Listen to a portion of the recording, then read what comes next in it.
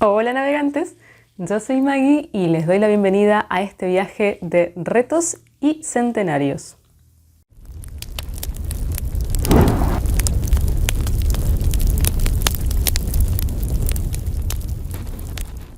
¿Cómo están? Espero que bien. Bueno, este va a ser oficialmente el primer video del año, así que bien, pasamos al 2023, que para mí es lo mismo que nada, sigo exactamente con la misma ola de calor. Está bien, no hay que quejarse del clima, pero es que es muy difícil no quejarse del verano, hace mucho calor. Y bueno, espero que ustedes hayan pasado un buen comienzo del año, que tengan muchas proposiciones con respecto a qué cosas leer, o propuestas propias, o retos, o qué sé yo, y justamente en esa energía de los nuevos inicios y de las cosas que uno se propone durante el año, vengo a traer este video que es primero e inédito en el canal, que tiene que ver con un reto personal que quiero lanzar al mundo. ¿Y esto cómo es? ¿Por qué es esto? Porque gracias a Iker nuevamente que me dijo, ¿te diste cuenta que el año que viene es el centenario del nacimiento de Italo Calvino? ¿Por qué no haces un especial? Y yo dije, ¿cómo voy a hacer un especial si hay tanto de Calvino que no he leído? Porque tiene una producción bastante amplia.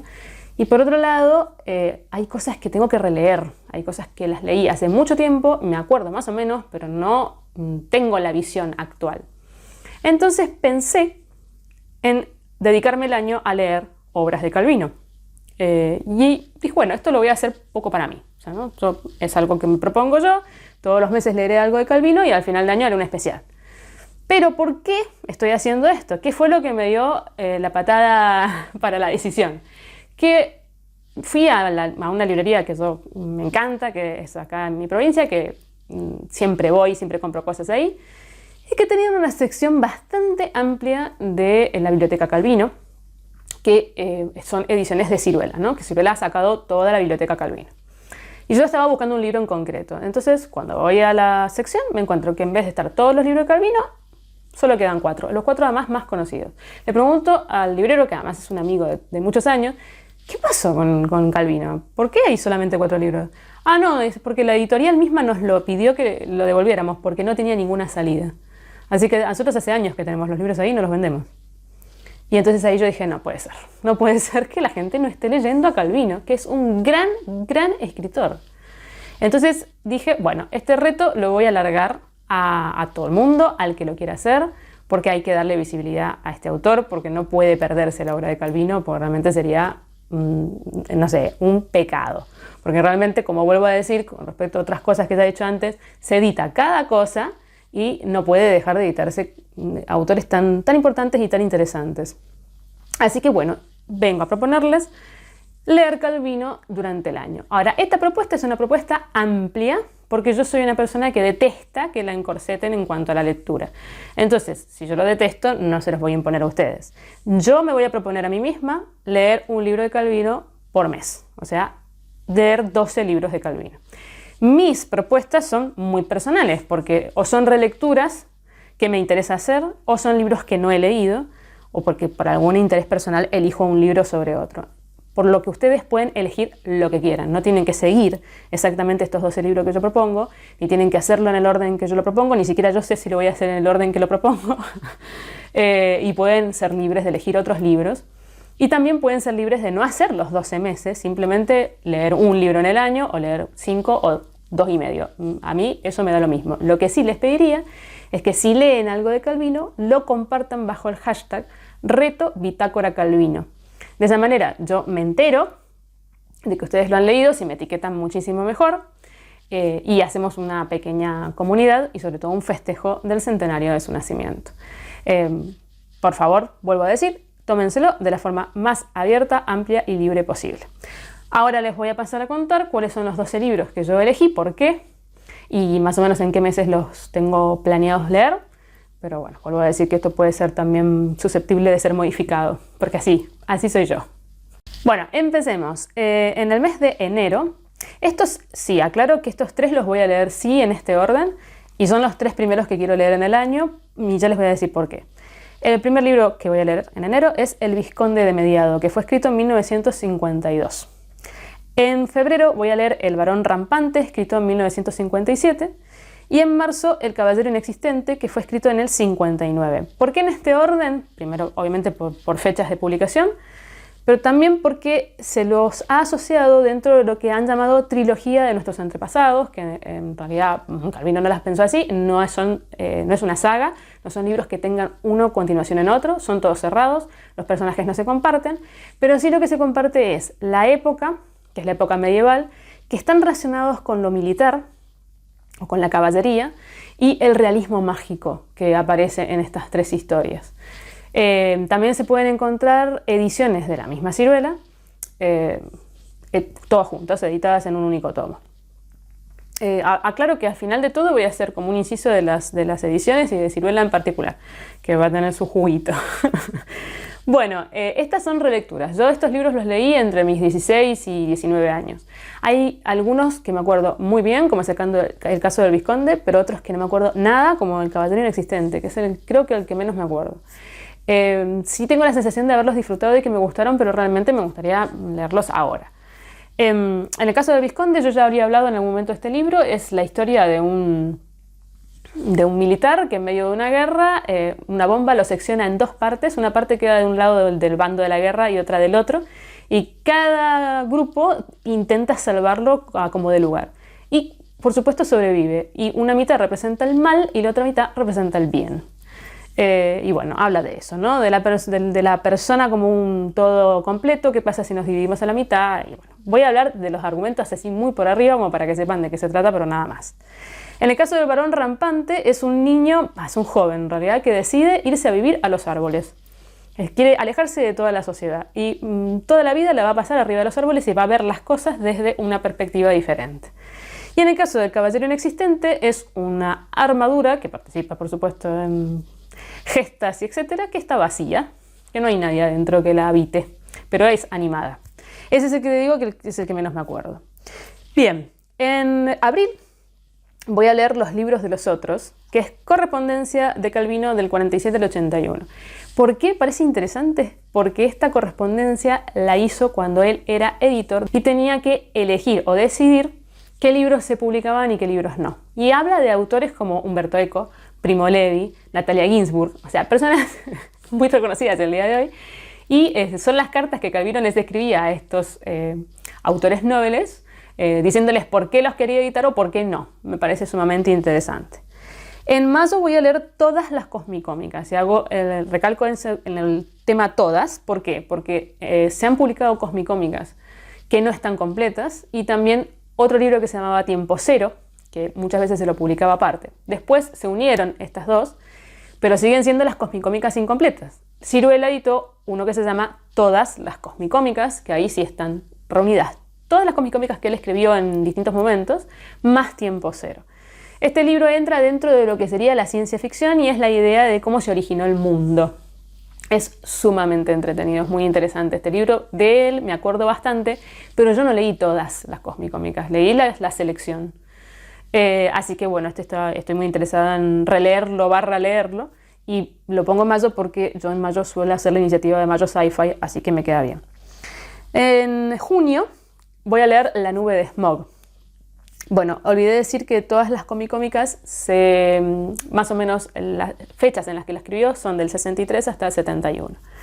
En el caso de La nube de smog es del 58 y trata un tema bastante importante dentro de los pensamientos del propio Calvino y de las preocupaciones de Calvino, que tiene que ver con las ciudades, con la hacinación en las ciudades, con la ecología, con la destrucción de la idea del campo y la naturaleza. Y esto trata de una nube de gran smog que ocupa toda la ciudad y la visión de esta nube desde distintas perspectivas y personajes principales. Algunos que la ven como realmente es, otros que la ven como una metáfora de, pero también me parece interesante. En julio voy a leer Los amores difíciles, libro que tengo comprado hace un montón, que es del 70, que está hace un montón en mi biblioteca, y bueno, no sé por qué, nunca lo he leído. Y trata la historia de tres parejas que aparentemente no deberían estar juntas, pero por circunstancias de la vida lo están, y justamente ahonda en el tema de por qué nos relacionamos y de qué manera nos relacionamos y qué es el amor. En agosto voy a leer Colección de arena. Esta realmente no sé durante cuánto tiempo fue escrito. Es un libro de ensayo y tiene que ver con sus viajes, con los viajes que hizo Calvino a lo largo del mundo, pero sobre todo con los lugares culturales que visitó. Y es una como revisión de lo que vio.